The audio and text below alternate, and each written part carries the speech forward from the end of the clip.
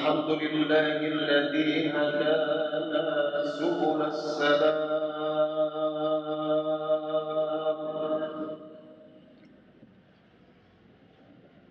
أشهد أن لا إله إلا الله وحده لا شريك له ذو الجلال والإكرام.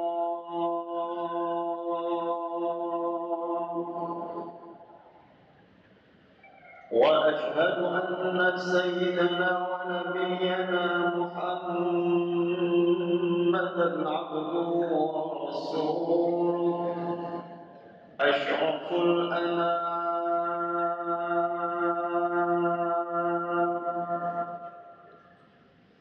اللهم صل وسلم وبارك على حبيبنا وشفيعنا وقائدنا وقرة أعيننا ومولانا محمد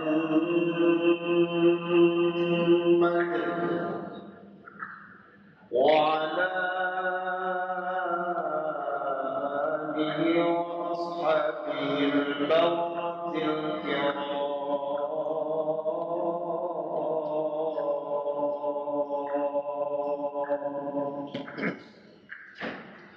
أما بعد فيا عباد الله، أوصيكم وإياي بتقوى الله وطاعته فقد فاز المتقون.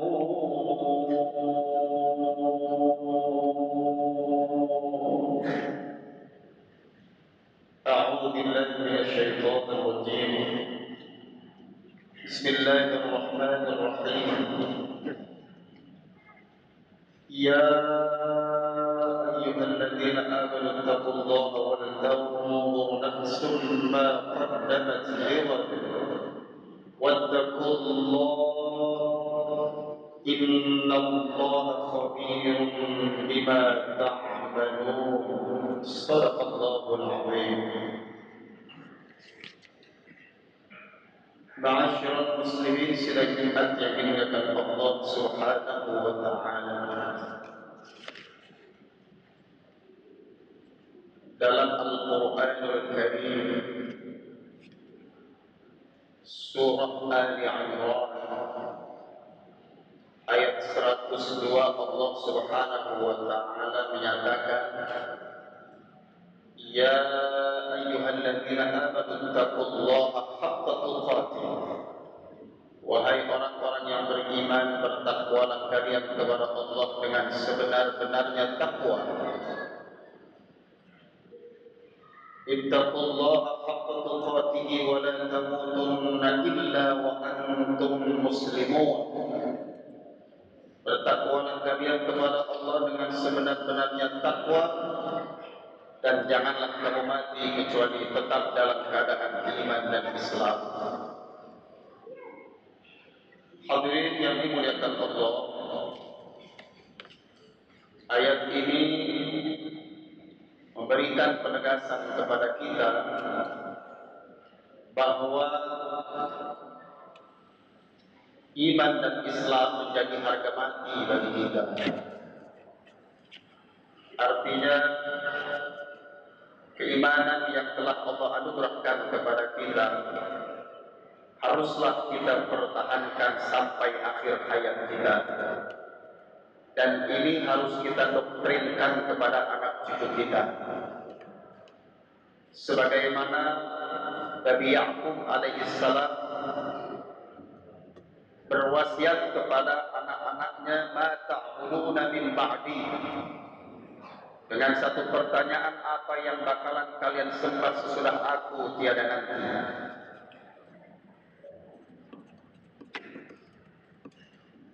Ini adalah satu sikap yang patut untuk kita contoh sebagai orang tua, bahwa kita tidak sekedar mempertahankan keimanan kita sampai akhir hayat kita, tapi bagaimana keimanan itu bisa kita doktrinkan kepada anak cucu kita sehingga mereka pun memiliki semangat yang sama untuk mempertahankan keimanannya kepada Allah sampai akhir hayatnya. Sebab hanya dengan keimanan itulah hadirin, Allah pasti akan mengangkat derajat kita. Allah pasti akan memberikan kemudahan kepada kita. Allah pasti akan mendatangkan rezeki yang tidak diduga-duga. Allah pasti anugerahkan kepada kita kemuliaan hidup dunia sampai akhirat. Sebagaimana Allah nyatakan di penghujung surah Al-Kahfi, innal ladzina amanu wa 'amilus shalihati kanat lahum jannatul firdausi nuzula. Sungguh orang yang beriman kepada Allah dan mengerjakan amal saleh, tempatnya di akhirat nanti adalah surga Firdaus. Ini menjadi bukti bahwa Allah akan mengangkat derajat hamba-hambanya yang beriman, bukan cuma derajat di dunia, tapi derajat yang mulia di akhirat kelak. Karena itulah khatib berwasiat kepada pribadi khatib khususnya dan kaum muslimin pada umumnya, pertahankan keimanan kita dan tingkatkan, dan cara meningkatkan keimanan itu adalah dengan memperbanyak ibadah dan amal saleh. Sidang Jumat yang dimuliakan Allah Subhanahu wa taala, kita memiliki kitab suci Al-Quranul Karim, dan para ulama sepakat bahwa kitab suci Al-Quranul Karim adalah asyraful kutub as-samawiyah, kitab suci yang paling mulia di antara kitab-kitab suci lainnya yang pernah Allah turunkan kepada para nabinya. Dari dalam kitab suci Al-Quranul Karim itu ada satu surah yang menjadi awal mushaf Al-Quranul Karim, yakni surah Al-Fatihah. Surah Al-Fatihah menjadi surah pertama yang kita dapati di dalam mushaf Al-Quran. Padahal Al-Fatihah bukanlah wahyu yang pertama kali turun kepada Nabi Muhammad sallallahu alaihi wasallam. Kita sama tahu bahwa wahyu yang pertama kali turun kepada Nabi Muhammad adalah surah Al-Alaq ayat 1 sampai dengan ayat yang kelima. Iqra bismi rabbikal ladzii khalaq, khalaqal insana min 'alaq, iqra wa rabbukal akram, alladzi 'allama bil qalam, 'allamal insana ma lam ya'lam. Ini adalah wahyu yang pertama kali Allah turunkan melalui malaikat Jibril dan disampaikan kepada Nabi Muhammad. Tapi surah Al-Alaq itu tidak menjadi awal mushaf Al-Quran, melainkan surah Al-Fatihah yang menjadi awal mushaf Al-Quran. Para ulama hadirin memberikan penjelasan kepada kita tentang 3 alasan kenapa sih bukan Al-Alaq ayat 1 sampai 5 yang menjadi awal mushaf Al-Quran, tetapi justru surah Al-Fatihah yang turunnya belakangan. Ulama Al-Quran menjelaskan alasan yang pertama, karena surah Al-Fatihah adalah surah yang pertama kali turun kepada Nabi Muhammad secara lengkap. Dari ayat 1 sampai dengan ayat yang terakhir turun secara lengkap kepada Nabi Muhammad untuk yang pertama kalinya. Sementara surah-surah sebelum Al-Fatihah turunnya secara parsial, turunnya secara gradual, turunnya secara berangsur-angsur, turunnya secara bertahap. Ada yang turunnya 5 ayat, ada yang turunnya 10 ayat dulu, baru kemudian turun ayat-ayat sesudahnya. Sementara Al-Fatihah hadirin menjadi surah yang pertama kali turun kepada Nabi Muhammad secara lengkap. Itu sebabnya Al-Fatihah menjadi awal mushaf Al-Quranul Karim. Alasan yang kedua hadirin rahimakumullah, kenapa sih Al-Fatihah yang menjadi awal mushaf Al-Quran, bukannya surah Al-Alaq ayat 1 sampai 5? Kata ulama, Rasulullah sallallahu alaihi wasallam telah mengisyaratkan melalui hadisnya, la salata liman lam yaqra bi Fatihatil Kitab. Tidak sah salat seseorang yang tidak membaca surah Al-Fatihah. Nabi sebut nama surah tersebut dengan surah Al-Fatihah yang artinya pembuka. Yang namanya pembuka hadirin tentu ditaruh di awal. Yang namanya pembuka bukan taruh di tengah. Yang namanya pembuka bukan ditaruh di akhir, tapi pembuka harus ditaruh di awal. Karena Rasulullah telah mengisyaratkan nama surat itu dengan nama Al-Fatihah, maka surah Al-Fatihah menjadi awal mushaf Al-Quran. Alasan yang ketiga kata ulama, karena surah Al-Fatihah isi dan kandungannya mencakup surah-surah lainnya yang ada dalam Al-Quranul Karim.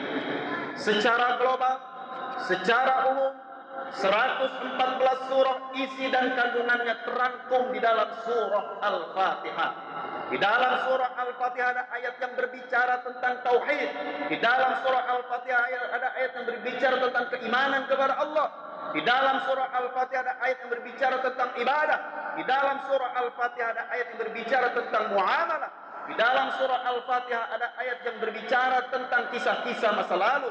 Di dalam surah Al-Fatihah ada ayat yang berbicara tentang informasi masa yang akan datang. Dan di dalam surah Al-Fatihah ada ayat yang berbicara tentang al-wa'du wal-wa'id, janji dan ancaman Allah. Seluruh isi dan kandungan Al-Quran terangkum di dalam surah Al-Fatihah. Karenanya Al-Fatihah disebut dengan Ummul Quran, induknya Al-Quranul Karim. Maka induk Al-Quran ditaruh di awal mushaf Al-Quranul Karim.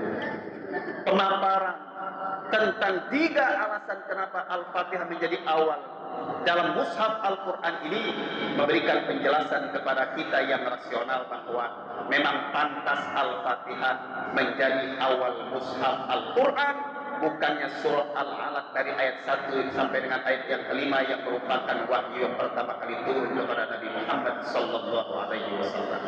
Sidang Jumat yang dimuliakan Allah, pesan yang ingin khatib sampaikan kepada kita semua, mumpung hayat masih dikandung badan, mumpung kita masih dalam keadaan segar bugar, mumpung kita masih dalam keadaan sehat walafiat, sempatkan diri kita untuk membaca Al-Quranul Karim, mempelajari bagaimana membaca Al-Quranul Karim dengan bacaan yang tartil, sebagaimana Allah instruksikan dalam surah Al-Muzammil ayat 5, warattilil Qur'ana tartila, bacalah olehmu Al-Quran dengan setartil-tartilnya, dengan sebaik-baiknya, dengan ilmu tajwid, terutama membaca surah Al-Fatihah yang merupakan ruknun min arkanis salat. Menjadi renungan bagi kita hadirin. Jangan-jangan usia kita yang sudah memasuki kepala 5 atau kepala 6, ternyata bacaan surah Al-Fatihahnya masih banyak kurangnya. Padahal Al-Fatihah menjadi rukun salat. Maka kesadaran itu mendorong kita untuk pelajari surah Al-Fatihah agar bacaan kita semakin bertambah baik. Bacaan Al-Fatihah yang bertambah baik, hadirin rahimakumullah, mampu mengupgrade kualitas ibadah salat kita di hadapan Allah Subhanahu wa taala. Sidang Jumat yang dimuliakan Allah Subhanahu wa taala. Inilah pesan yang ingin khatib sampaikan kepada kita semua. Sempatkan diri kita untuk mempelajari Al-Quranul Karim agar bacaan Quran kita menjadi bacaan Quran yang tartil, yang bagus sesuai dengan kaidah ilmu tajwid. Sidang Jumat yang dimuliakan Allah Subhanahu wa taala.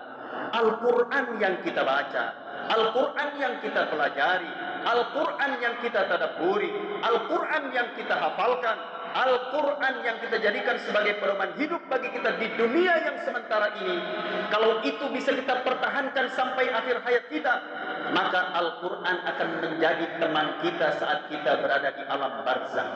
Al-Quran yang akan menerangi kita di alam kubur kita, hadirin. Al-Quran yang menjadikan kubur kita sebagai taman surga bagi kita, yang menyejukkan kita di alam kubur kita. Bahkan di akhirat kelak, Al-Quran akan tampil sebagai syafaat, sebagai penolong bagi kita semua, sehingga kita dimasukkan oleh Allah Subhanahu wa taala ke dalam syurganya berkat syafaat Al-Quranul Karim. Sebagaimana Rasulullah sampaikan, iqra'ul Qur'ana fa innahu ya'ti yaumal qiyamati syafi'an li ashabi. Bacalah olehmu Al-Quran, karena Al-Quran kelak pada hari kiamat akan datang kepada yang membacanya sebagai penolong. Hadirin sidang Jumat yang dimuliakan Allah, Inilah khutbah Jumat pada kesempatan hari ini. Mudah-mudahan mendorong kita semua, sesibuk apapun kita sempatkan diri untuk belajar bagaimana membaca Al-Quran dengan baik dan benar, terutama bagaimana membaca surah Al-Fatihah dengan baik dan benar. Semoga Allah Subhanahu wa Ta'ala kuatkan iman Islam kita. Semoga Allah Subhanahu wa Ta'ala berikan kekuatan istiqomah kepada kita untuk terus beribadah kepada Allah, untuk terus membaca Al-Quran, untuk terus memahami isi dan kandungan Al-Quran sampai akhir hayat kita. Amin amin ya rabbal alamin. A'udzu billahi minasyaitonir rajim. Bismillahirrahmanirrahim. Wa hadza kitabun anzalnahu mubarakun fattabi'uhu wattaqu la'allakum turhamun. Dan inilah kitab suci Al-Quranul Karim yang kami turunkan dengan segala keberkahannya, maka bertakwalah kepada Allah dan ikuti petunjuknya, niscaya kalian mendapatkan rahmatnya. Barakallahu li wa lakum fil Qur'anil azim wa nafa'ani wa iyyakum bima fihi minal ayati wa dzikril hakim wa taqabbala minni wa minkum tilawatan innahu was samiul alim. Aqulu qawli hadza wa astaghfirullahal azim li wa lakum wa lisa'iril muslimina wal muslimat wal mu'minina wal mu'minat fastaghfiruhu innahu wal ghafurur rahim.